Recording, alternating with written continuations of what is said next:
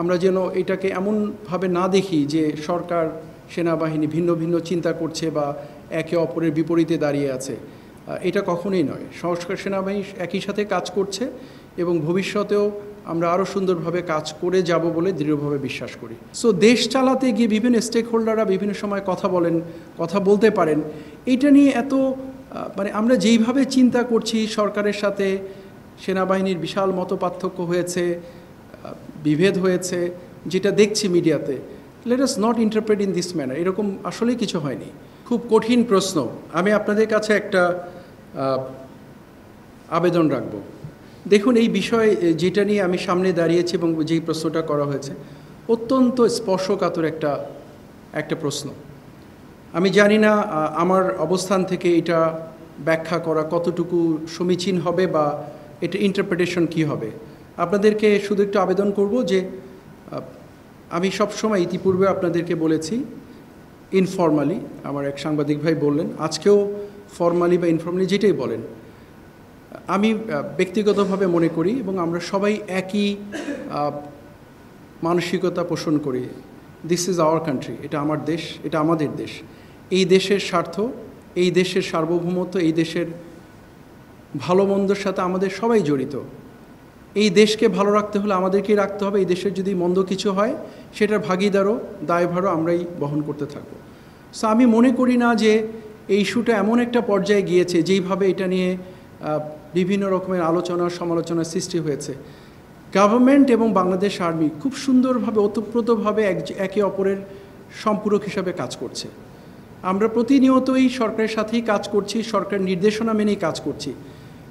Not to record, এটুকু বলতে পারি যে আমরা যখন আমাদের পরিবারের মধ্যে অবস্থান করি, ইনফর্মাল পার্ট, আমাদের পরিবারের ভাই বোন বাবা মার সঙ্গে কখনো আমাদের ভুল বোঝাবুঝি হয়, কথার মতপার্থক্য হতেই পারে, বিভিন্ন সবাই এটা মিটে যায়। This is a family.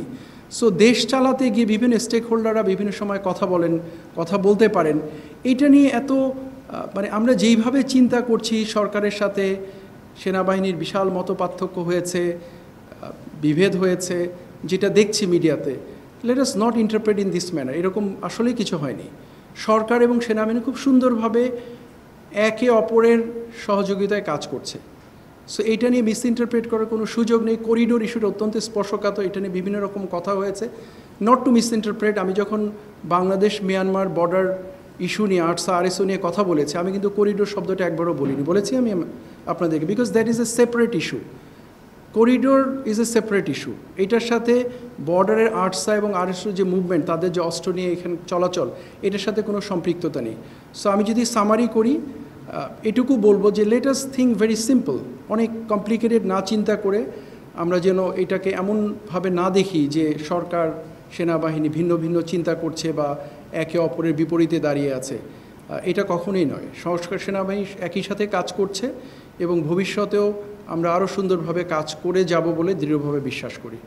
আপনাদের যদি সার্বিক আজকে সবার একটা মনের মাঝে অনেক এই রিলেটেড কোশ্চেনই বেশি ছিল আমার মনে হয়।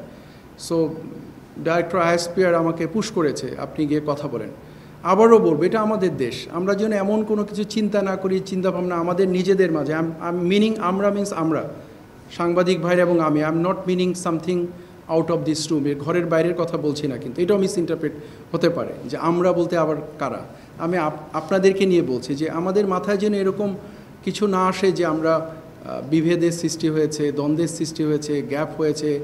Is nothing like that. তাহলে তো আর কোনো কিছু করার থাকে না।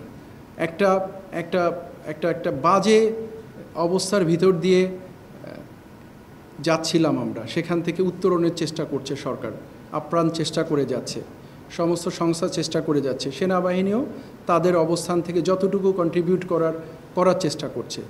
তো আমরা যদি সম্মিলিতভাবে কাজ করি, আমি দৃঢ়ভাবে বিশ্বাস করি যে আমরা একটি স্থিতিশীল অবস্থায় যেরকম আমরা চাই, সবাই আমাদের মনের যে আকাঙ্ক্ষা, নিশ্চয়ই আমরা সেখানে পৌঁছাতে পারবো। এটার জন্য সবার সহযোগিতা দরকার, ইন্টিগ্রেশন দরকার।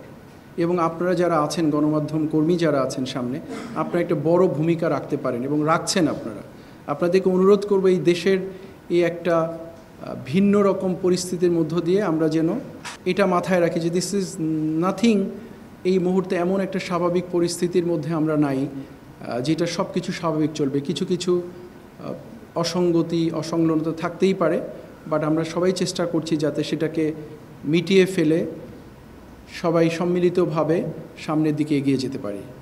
এবং আমি ব্যক্তিগতভাবে বিশ্বাস করি অবশ্যই আমরা সামনে এগিয়ে যাব এবং একটা সুন্দর দেশ যেটা আমরা প্রত্যাশা করি, আশা করি, সেটার মধ্যে আমরা বিরাজ করব ইনশাআল্লাহ।